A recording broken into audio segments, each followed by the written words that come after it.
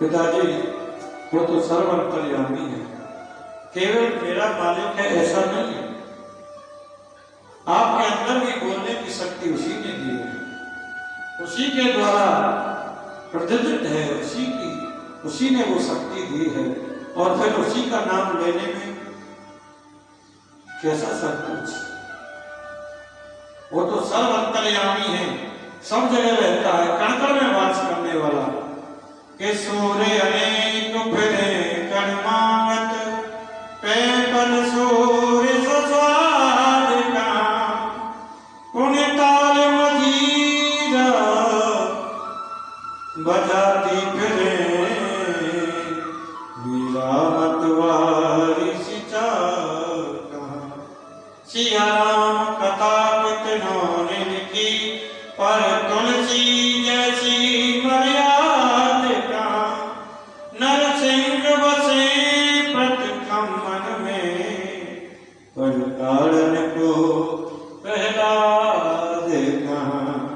नरसिंह तो आज भी प्रत्येक खम्भे में वास कर रहा है सज्जनों, पर उसे निकालने के लिए आज प्रहलाद नहीं रहा है, उसे निकालने के लिए आज प्रहलाद नहीं रहा है। बोले इस खम्भे में दिखाई देता है, बोले हाँ दृश्यामी मुझे दिखाई देता है। सारी प्रजा स्तंभ खड़ी हुई है, छोटे से बालक ने कह दिया मुझे इस खम्भे में दिखाई देता है। हिरण्यकश्यप ने कहा अच्छा, तलवार उठा करके जैसे ही खम्भे में प्रहार किया महाराज, जैसे ही खम्भे में तलवार का प्रहार किया है, खम्भे से बीच में फट गया और उसमें से नरसिंह भगवान प्रकट हो गए। बोलिए नरसिंह भगवान की। इतनी जोर से शब्द करते हैं भगवान नरसिंह, हुंकार भरते हैं, बड़ी बड़ी दाढ़ी है, बड़ी बड़ी मूंछें हैं, बड़े बड़े दांत हैं, बड़ी हुंकार करते हैं, सब तो डर गए। एक बार तो हिरण्यकश्यप इतनी जोर से डर गया नीचे ही गिर पड़ा, विकराल रूप देख करके भयभीत हो गया। महाराज सत्यम विधातु निर्भृत्य भास्कर, अपने नन्हे से बालक की बात की रक्षा के लिए भगवान प्रकट हो गए हैं। ऐसा स्वरूप है मेरे गोविंद का, आप उसे दिल से पुकारो तो सही, लेकिन भगवान के सामने समस्या है कि वो हिरण्यकश्यप को दिन में नहीं मार सकते। लेकिन युद्ध करते करते जब साय का समय आया, वो धूली बिला आई, तो दौड़ करके भगवान ने हिरण्यकश्यप को पकड़ा और हिरण्यकश्यप को पकड़ करके अपनी दोनों जंघाओं पर डाला और जंघाओं पर डाल करके भगवान ने कहा अब हम तुम्हें मारेंगे। हिरण्यकश्यप अट्ठास करके हंसता है, कैसे मारोगे, हमें कोई नहीं मार सकता। क्यों? क्योंकि ब्रह्मा जी से हमने वर मांगा है। क्या वर मांगा? तुमने क्या वर मांगा है? कि जितने वर मांगे हैं सब मैंने पूरे कर दिए तेरे। हिरण्यकश्यप को बोला पहला वर तो मैंने ये मांगा कि ना मैं दिन में मरूं ना मैं रात में मरूं, ना मैं दिन में मरूं ना रात में मरूं। भगवान बोले ये तुम ही बताओ दिन है कि रात है, ये तुम ही बताओ दिन है कि रात है। हिरण्यकश्यप बोला ये तो दोनों ही है, दोनों नहीं, ये तो गोधूली बेला है, लेकिन फिर भी तुम मुझे नहीं मार सकते। मैंने ब्रह्मा से वर मांगा था कि ना मैं बाहर मरूं ना भीतर मरूं। भगवान ने कहा ये भी तुम ही बताओ कि तुम बाहर हो कि भीतर हो। हिरण्यकश्यप बोला अभी तो मैं दिल्ली में रखा हुआ हूं, लेकिन आप फिर भी मुझे नहीं मार सकते। मैंने ब्रह्मा से वर मांगा था कि ना मैं अस्त्र से मरूं ना मैं शस्त्र से मरूं। भगवान बोले अब हम अपने नाखूनों से तेरे पेट को छीलेंगे, ना ये अस्त्र है और ना ये शस्त्र है। हिरण्यकश्यप बोला फिर भी मुझे नहीं मार सकते। क्यों? क्योंकि मैंने वर मांगा था कि ना मैं पशु से मरूं ना मैं मनुष्य से मरूं। कैसे मारोगे? भगवान बोले ये भी तुम ही बताओ कि हम पशु हैं कि मनुष्य हैं। हिरण्यकश्यप बोला आप तो पशु भी नहीं है मनुष्य भी नहीं है, मनुष्य भी है और पशु भी है, दोनों ही है दोनों नहीं। ऐसा रूप तो कभी किसी ने नहीं देखा, शेर का मुख और संपूर्ण शरीर मनुष्य का माला, लेकिन फिर भी नहीं मार सकते। क्यों? क्योंकि मैंने ब्रह्मा से वर मांगा था कि हे ब्रह्मा जी, आपकी रचाई हुई सृष्टि में किसी चीज से ना मारो। बोले अरे भले आदमी, ब्रह्मा जी को हम बनाते हैं, हमको ब्रह्मा जी ने नहीं बनाया, फिर भी नहीं मार सकते। क्यों? क्योंकि मैंने मांगा था कि 12 महीनों में किसी भी महीने ना मारो। भगवान बोले 13वां महीना तेरे लिए बनाया। हिरण्याकश्यप बोला 13 भी होते हैं क्या? बोले हाँ, तेरे लिए बनाया। अरे 13 होते तो मैं 13 महीने ही मांग लेता। ये पुरुषोत्तम मास तेरे लिए बनाया है। और भगवान ने हिरण्याकश्यप ने कौन हो तो मान की नारायण ने जैसे ही कहा, नारायण उछल के भागने लगा। भगवान ने झपट्टी मार करके पकड़ा और अपनी दोनों जंघाओं पर लिटा करके उसके छाती को चीर या उसकी आंतरियों को निकाल करके अपने गले में धारण कर लिया। राजा ने अर्घ्य दिया, निकाल करके प्रभु ने गले में डालने आंतरी। सुखदेव जी ने कहा प्रभु ने सोचा ये राक्षस चाहे जैसा भी क्यों ना हो, लेकिन प्रहलाद जैसा भक्त जिसने जन्म लिया है, हिरण्याकश्यप के मारने के बाद भी भगवान को कोप शांत नहीं हो रहा। हिरण्याकश्यप तो मारा गया, लेकिन कोप शांत नहीं हो रहा है। अपनी जोर से हंकार कर रहे हैं, देवता सब डर रहे हैं, स्तुति कर रहे हैं, लेकिन भगवान की कोप शांत नहीं हो रहा है। लक्ष्मी जी को बुला करके लाए, लक्ष्मी जी कृपा करें तो शायद शांत हो जाए। लक्ष्मी जी के पास में जाकर के देवताओं ने कहा, माता भगवान कुपित हो गए, आप जाकर के जरा उन्हें शांत कीजिए। उन्होंने कहा, भगवान वैसे तो मेरे प्रभु कभी क्रोध करते ही नहीं है, और यदि क्रोध कर भी लेते हैं तो मुझे देखकर तो बिल्कुल ही शांत हो जाते हैं। अच्छा, तो लक्ष्मी जी बैकुंठ से आई, और जैसे ही आकर के लक्ष्मी जी ने देखा, नरसिंह भगवान के पास पहुंची और नरसिंह भगवान ने जोर से हुंकार लगाई, तो महाराज लक्ष्मी जी तो 3 पटक खा गए, और 3 पटक खाई और दौड़ी दूसरी सांस तो बैकुंठ में जाकर के दी। महाराज हे भगवान, ये मेरे पति नहीं हो सकते, ये मेरे भगवान नहीं हो सकते। ऐसा रूप लक्ष्मी जी ने कभी नहीं देखा था। नारद जी कहते हैं, चाहे ब्रह्मा जी स्तुति करें, चाहे शंकर जी स्तुति करें, चाहे लक्ष्मी जी आए, लेकिन जब तक नरसिंह भगवान के सामने प्रहलाद न जाएगा, तब तक इनका कोप शांत नहीं हो सकता। प्रहलादं प्रस्यामासं ब्रह्मवास्तितं मणिन्तके। ब्रह्मा ने प्रहलाद को भेजा, बेटा प्रहलाद तुम्हें नरसिंह भगवान ने उनके अंक में भर दिया। नरसिंह भगवान ने अंक में भर लिया प्रहलाद को, और प्रेम आंसुओं से उनके मस्तक को भिगो दिया, जीभ से चाटने लगे हैं, इतना स्नेह करते हैं। प्रहलाद ने बहुत सुंदर स्तुति की है, बहुत सुंदर स्तुति की है। बड़े बड़े देवता बड़े बड़े तपस्या से स्तुति के माध्यम से आपको शांत करते हैं कि हे हरि, हे नरसिंह देव, ऐसा अपना रूप देखकर के सब भयभीत हो रहे हैं, और मेरे पास तो कोई ऐसा ज्ञान का अवलंब नहीं है, ऐसी कोई भक्ति भी नहीं है, किसी कर्म का भी अवलंब नहीं है, किसी भी भक्ति का आश्रय नहीं है, तो भी किस काम का नहीं हूं मैं, लेकिन मैंने आज प्रत्यक्ष देखा। गोपाल, हे नरसिंह भगवान, आप भक्त की कैसे रक्षा करते हैं, कैसे भक्त की इच्छा पूर्ति करते हैं।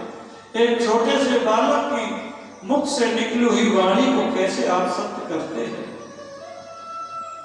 मेरे मुंह से निकल गया कि उसे पूर्ण करने के लिए आप खंभे से प्रकट हो गए। प्रहलाद जी बोले, हे भगवान, ब्राह्मण में 12 गुण होने चाहिए, सम दम तप स्वाध्याय अध्ययन त्याग संतोष तितिक्षा प्रासय विद्या ज्ञान रसोईया।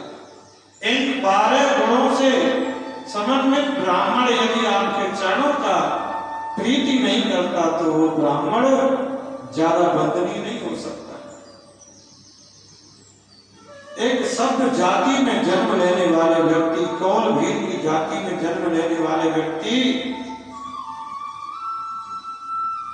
के विचार उसके चरणों में प्रेम करता हूं, जो ब्राह्मण की अपेक्षा आप उसे जल्दी मिल जाते हैं। मैं कभी कभी विचार करता हूं कि मेरा और आपका मेल ही कहां है, मेरा और आपका मेल ही कहां है। आपने तो, आप जो मेरे ऊपर ऐसी कृपा की है, क्या मेल है मेरा आपसे, क्या मेल है भगवान। भगवान बोले मैंने क्या कृपा कर दी भैया, काम आई ना, मैंने क्या कृपा कर दी। प्रहलाद बोले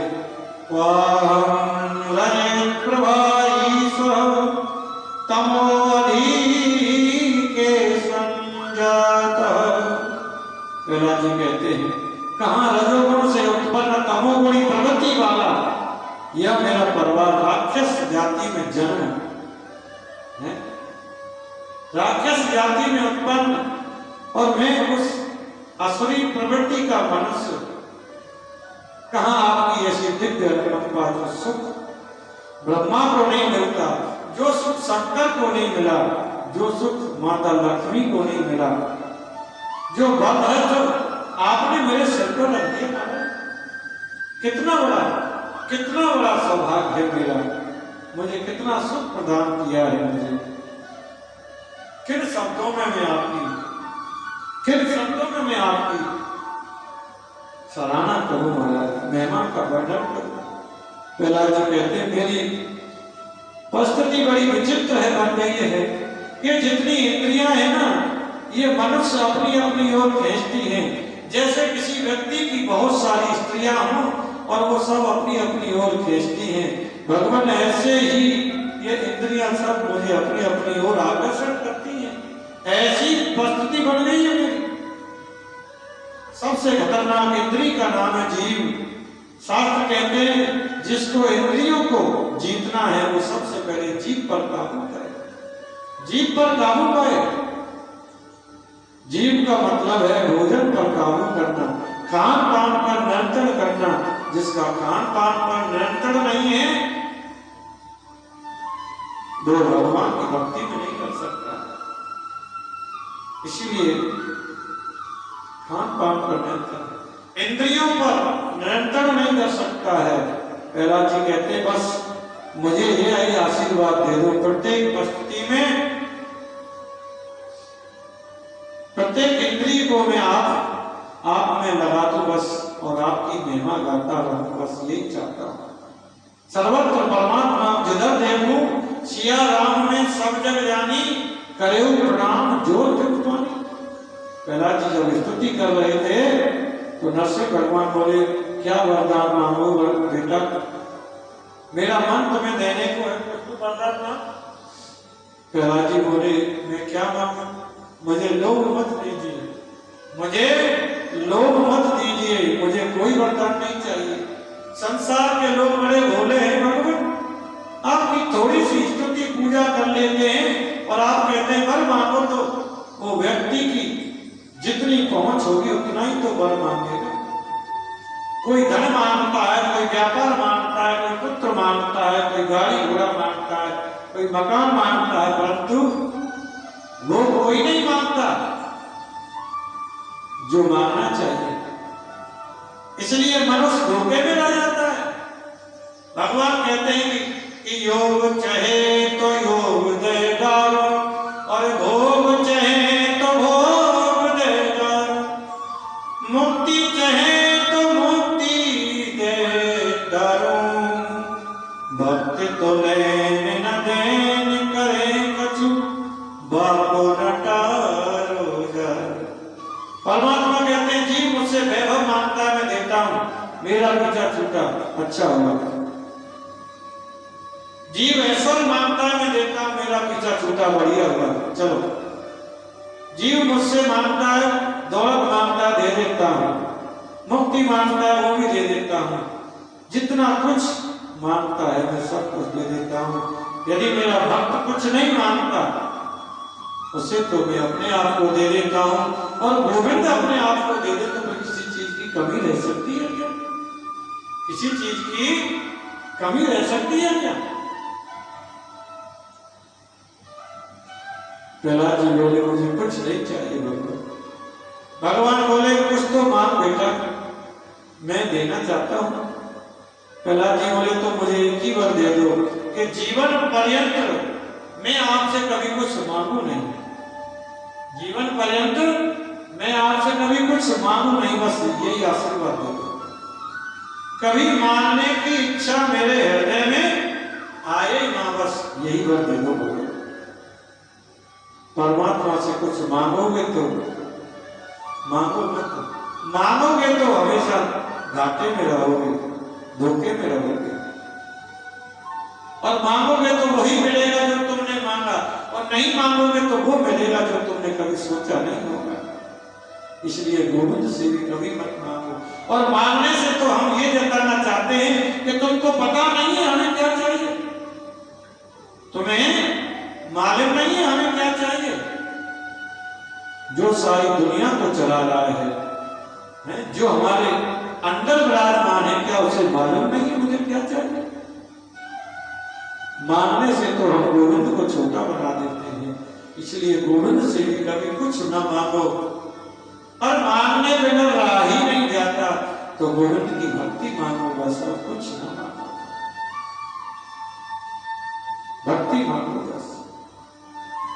भगवान मुस्कुराकर बोले प्रहलाद, तुम्हारे जैसा बालक जिस कुल में जन्म ले लेता है उसकी तो 21 पीढ़ी तर जाता है, 21 पीढ़ियों का उद्धार हो जाता है। 7 पीढ़ी मातृपक्ष की, 7 पीढ़ी पितृपक्ष की, और 7 पीढ़ी ससुराल पक्ष की तर जाती है महाराज। इसमें कोई आश्चर्य की बात नहीं है। प्रहलाद जी को गद्दी पर आसीन करके नरसिंह भगवान वहां से चले गए। प्रहलाद जी महाराज आज भ्रमण करते करते दूर जंगल में गए हैं। दत्तात्रेय नाम के संत से उनका मिलना हुआ। दत्तात्रेय जी ने परम संत तपस्वी हैं और भगवत अवतार उनको माना गया है। दत्तात्रेय जी ने प्रहलाद जी को वैराग्य, त्याग और संन्यास के अद्भुत लक्षणों का वर्णन करके बताया है। सुनकर के प्रहलाद जी के मन में बड़ी आनंद की, प्रसन्नता की अनुभूति हुई है। सुखदेव जी कहते हैं जो प्रसंग प्रहलाद का मैंने तुम्हें सुनाया, वास्तव में यही प्रसंग नारद जी ने तुम्हारे बाबा युधिष्ठिर को सुनाया।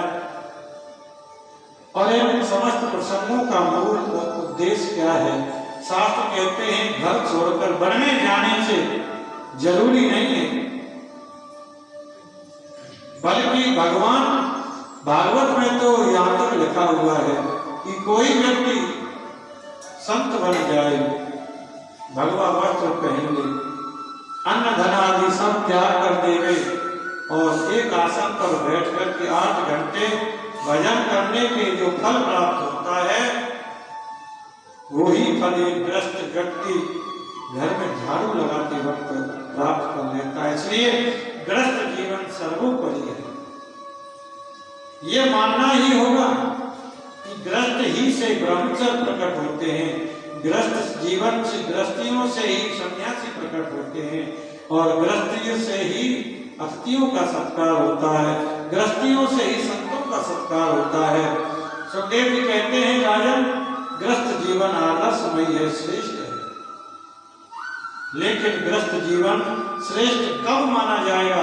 जब ग्रस्त चरित्र में गोविंद के नाम का गाया है। कर से कर्म करे विधि नाना, मन राखे जहाँ कृपा निधाना। प्रत्येक परिस्थिति में, प्रत्येक कार्य में, प्रत्येक काम में गोविंद के नाम को गाओ, झाड़ू लगाते हुए गाओ, घर में रसोई बनाते हुए गाओ, काम करते हुए गाओ, लेकिन हर वक्त गोविंद के नाम को गाते रहो। श्री कृष्ण गोविंद हरे मुरारी, हे नाथ नारायण वासुदेवा, भोजन बनाते समय भी यदि इस नाम का उच्चारण करोगे तो उस भोजन में कुछ स्वाद ही कुछ अलग आएगा। ऐसे गोविंद के नाम की महिमा है। और जो गोविंद के नाम को